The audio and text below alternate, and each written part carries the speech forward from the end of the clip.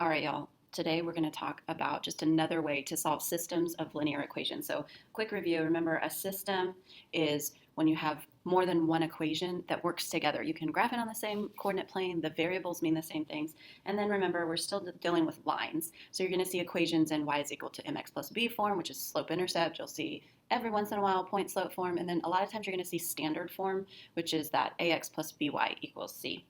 So first I'm going to get a kind of step-by-step process down. So this is a good thing to refer back to if you ever get stuck. So the first thing you're going to do if you solve a system of linear equations is you're going to solve for one of the variables, either the x or y. This is not always necessary. Sometimes you'll already have one of the variables isolated, but at times you'll have to either get x or y by itself, and you want to just choose the one that's going to make your life easiest. So the second thing is you're going to plug the value of that variable into the other equation. The value is not always going to be a number. It's very rarely going to be a number. It'll be like maybe a 2x plus 5 or something like that. It's going to be an expression. So it'll take a little bit of getting used to, but it'll get more comfortable as you go. So after you plug that value of the variable into the other equation, you're going to solve for one of the variables. So back to the very first semester stuff that we learned where you isolate your x or y. And then once you've solved for one variable, you're going to plug that number back into either one of the equations. Doesn't matter which. I usually have one that I prefer, and I'll show it to you. But you're going to plug that back in and then solve for the second variable. And finally, you'll write the solution as an ordered pair. I want to just remind you of the last lesson where when we solved systems, we looked for how to solve with graphing, and when we graphed, we found the intersection point. So remember, when you write an ordered pair, it's always x first and then y. Okay, so let's do some examples. All right, so let's jump right into example 1, and we're just going to go through that procedure that I just went through above. So the first step is to isolate one of your variables. Notice we have y isolated on both equations here. Y is isolated here, it's all by itself on one side of the equal sign, and y is also isolated there. So what you're going to do is you're going to use one of them, it doesn't matter which, and you're going to substitute or plug the value of y into the other equation. So look at this. Y is the same as 3x plus 11. What that means is that we can replace this y with what y is equal to. So instead of y is equal to negative 2x plus 6, we can write 3x plus 11 is equal to a negative 2x plus 6. Now we're back to beginning of the year algebra 1 where we're just solving for x. So notice we've got variables on both sides of the equal sign, so I'm going to go ahead and get them together by adding or subtracting the entire term. At this point, I have 5x plus 11 on one side and 6 on the other. So now let's get x by itself. 5 is keeping x from being by itself, and 11 is keeping x from being by itself, so we're going to work in backwards order of operations. Whatever we do to one side, we do to the other.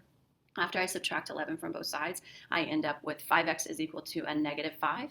Now it's 5 times x, so to get rid of the 5, we divide. Whatever we do to one side, we do to the other. And we find that the value of x is equal to negative 1. Now keep in mind, we've got another variable up there.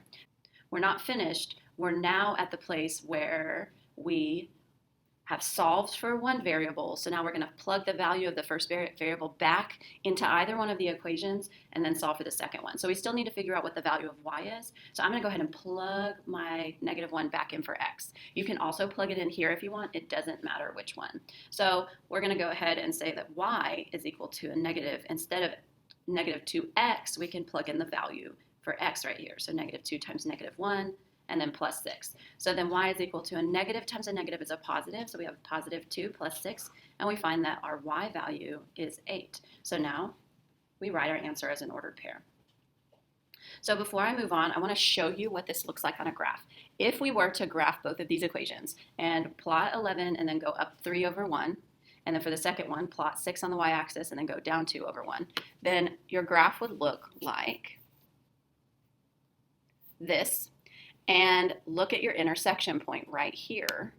It is at negative 1, 8. So solving using substitution is just another way to find the exact same answer that you find when you're graphing. All right, let's go on to the second one. Notice now, for the top equation, we don't have either of the variables, the x or the y, isolated, but for the second one, we do. So we definitely want to use that second equation. Now remember, it's the same thing as negative 2x minus 34. So what we can do is we can plug that value in place of y in the other equation. So instead of 5x minus 8y, we're going to plug in 5x minus this, negative 2x minus 34.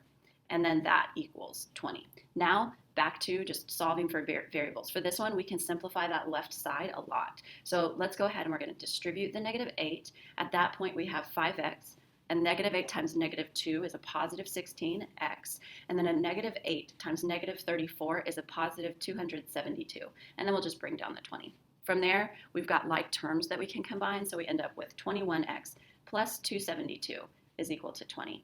Next, we'll subtract 272 from both sides. So we have 21x is equal to a negative 252, and then finally divide both sides by 21. When we do that, we find that x is equal to a negative 12. All right, so we've found the value of one of our variables. We need to find the value of the other one now. So we need to figure out what y equals. Now here's the deal. You can plug a negative 12 in right here and solve for y, but it's a lot easier to use the equation that was the one that you plugged in because y is also already isolated. So I tend to plug that value for the first variable into the equation that I used when I substituted. So here, instead of y is equal to a negative 2x, I'm going to plug in a negative 12 for my x value, and then I can simplify from there. So negative 2 times negative 12 is positive 24.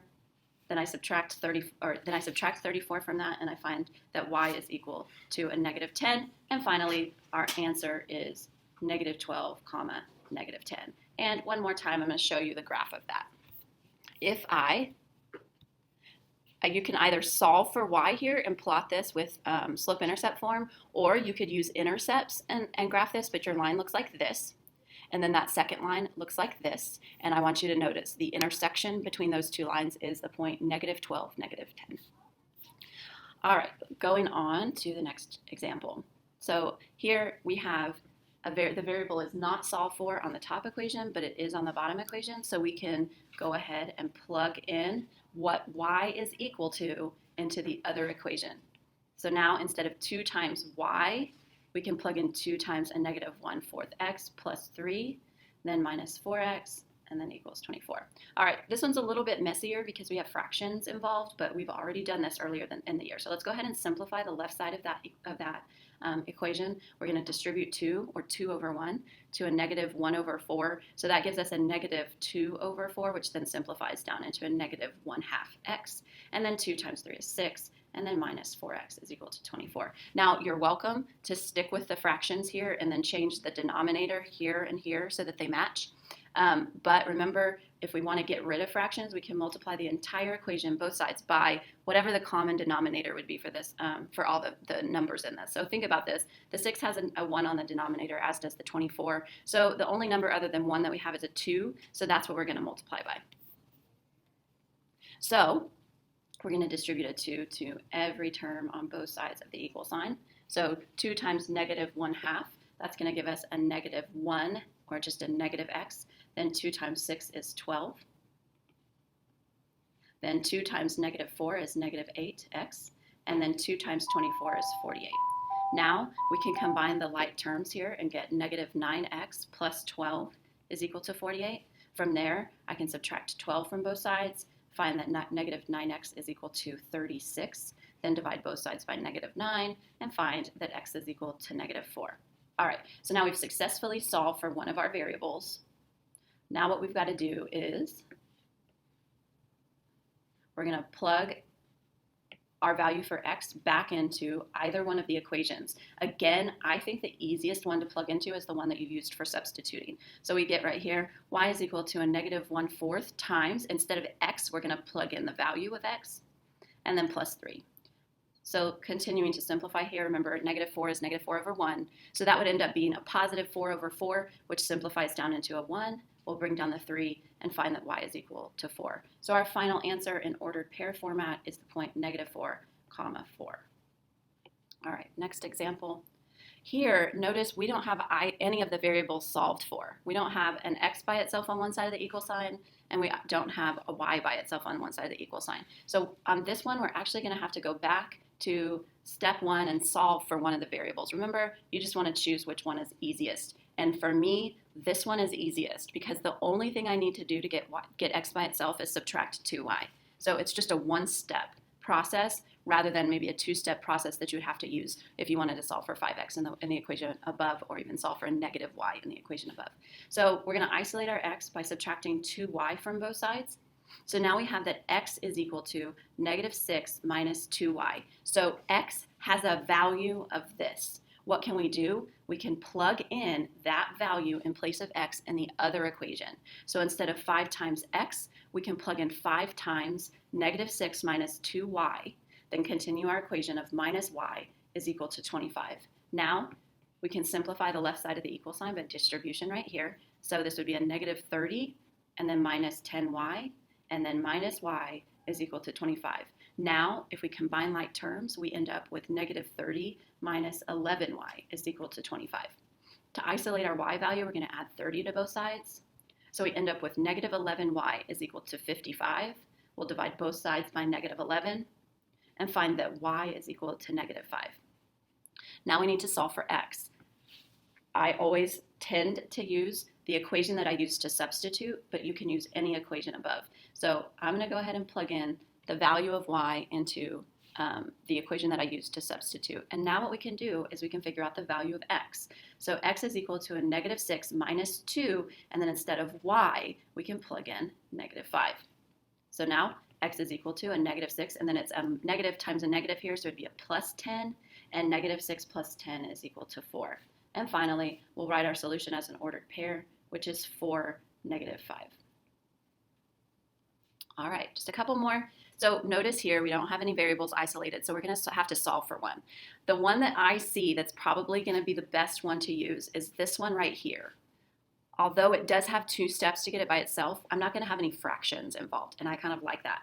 So get y by itself, I'm going to add 8x to both sides, and then I'm going to divide both sides by 2. So I end up with y is equal to negative 4 over 2 is negative 2, and then 8 over 2 is 4x. Now I have my y isolated, so I can plug the value of y. Y is the same thing as negative 2 plus 4x, so I can replace the y in the other equation with that expression. So now I have negative 3x plus 4 times, instead of y, we plug in what y equals. So from here we can solve. So we bring down our 3x. Here we're going to distribute, so we'll have 4 times negative 2, so that's negative 8, and then 4 times 4 is 16. So 16x is equal to 18. Now we can combine like terms here and get 13x minus 8 is equal to 18. We'll go ahead and add 8 to both sides and find that 13x is equal to 26. Divide both sides by 13 and find that x is equal to 2.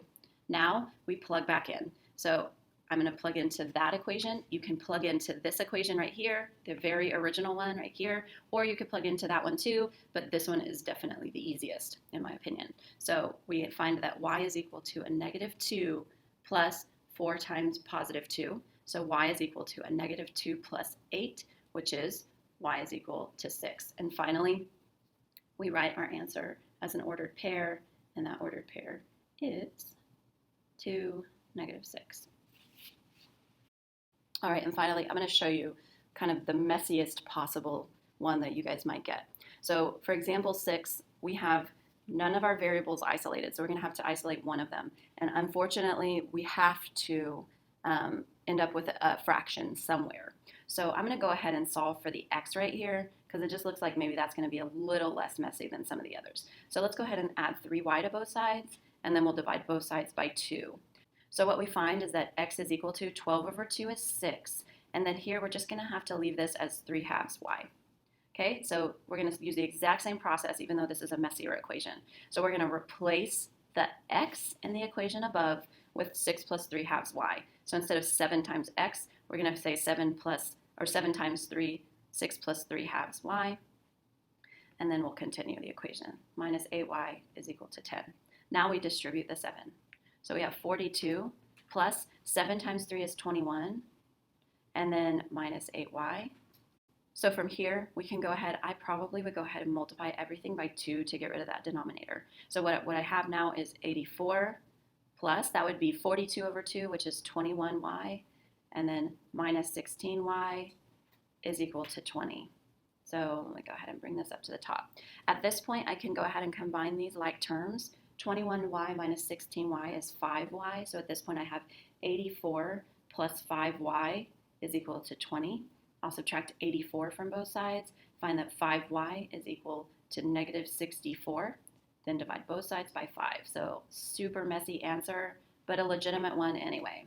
So we have that y is equal to a negative 64 over 5. So now we're going to plug it back into one of the other equations of your choice. So now we can figure out what x equals. Here, x is equal to 6 plus, and then 3 halves instead of x, we'll have 3 halves times negative 64 over 5. So now x is equal to 6 plus 3 times negative 64 is negative 192, and then 2 times 5 is 10. All right, now we need common denominators, so this is going to be 60 over 10 plus a negative 192 over 10, or you could say minus a 192 over 10. So finally, x is equal to a negative 132 over 10. And finally, our super crazy messy ordered pair, our x is 132 over 10, our y is negative 64 over 10. And that's our final solution. All right, and let's finish up with example 7. We're going to do a practical example. So it says, if cell phone plan A has a $30 monthly fee plus $100 for a phone, and cell phone plan B a $50 monthly fee, but the phone is free, after how many months will the plans cost the same? And then we're going to talk about how much they would cost. So let's just talk about what we're dealing with here. So for plan A, think about the things that are changing here. Our x variable is going to be the number of months. And you can kind of see that from this last sentence. After how many months will the plans cost? So the y value is the total cost. The other thing you can see is hopefully you're getting some shortcuts for writing the equations. Notice there's a $30 monthly fee. $30 per month is a rate. So this is going to be your slope. And then the monthly fee plus one-time cost of the phone is your y-intercept. So we can write the equation for plan A as 30x plus 100. Then for plan B, notice it's $50 per month, but the phone is free. So again, we're dealing with a $50 a month rate, so that's our slope. And then there is no y, or the y-intercept is 0 because the phone is free. So we could say plus 0 here, but it's not necessary. Now I want you to notice we've got a system of equations. So what can we do to solve these? Well, you could go back to the previous lesson and you could graph the two equations and see where they intersect, or you could use substitution. So in this case, we've got a variable isolated for both. So it doesn't matter which one we start with, but notice y is 50x. So that means y can be replaced with 50x. So here, instead of y is equal to 30x plus 100, we can say that 50x is equal to 30x plus 100. And then back to the beginning of Algebra 1, where we're just isolating variables to solve for x. So if we subtract 30x from both sides, we end up with 20x is equal to 100, and then divide both sides by 20, and find that x is equal to 5. Now let's talk about what this means. Remember, our x value is the number of months. So what that means is the plans will cost the same amount after 5 months. Oops. Now let's talk about how much they're going to pay. So now that we have x solved for, we can plug that value back into either equation. This one's the easier equation. So we can say y is equal to $50 a month times 5 months gives you a total cost of $250. What does this mean? Notice if we plugged in here and did 30 times 5, we'd get 150 plus 100. So both of the plans after 5 months cost $250. So a good application of solving systems, specifically solving systems using substitution when you have a practical scenario.